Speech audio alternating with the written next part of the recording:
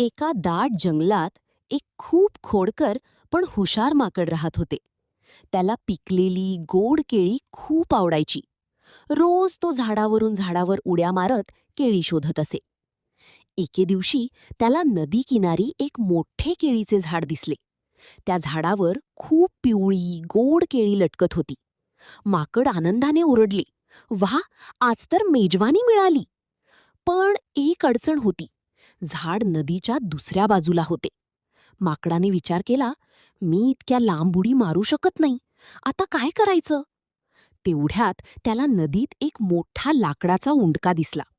माकडाने हुशारीने तो उंडका ढकलून नदीवर ठेवला आणि त्यावरून सावकाश चालत दुसऱ्या बाजूला गेले. झाडावर पोहोचल्यावर त्याने पोटभर केळी खाल्ली. पण परत येताना तो खूप केळी हातात घेऊन चालू लागला. जास्त वजनामुळे तो घसरला आणि पाण्यात पडता पडता वाचला. तेव्हा माकडाला समजले, लोभ केला तर नुकसान होते.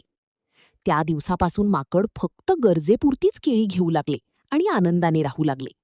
बोध, अति लोभ नेहमी नुकसान करतो. सबस्क्राईब तर करा राव.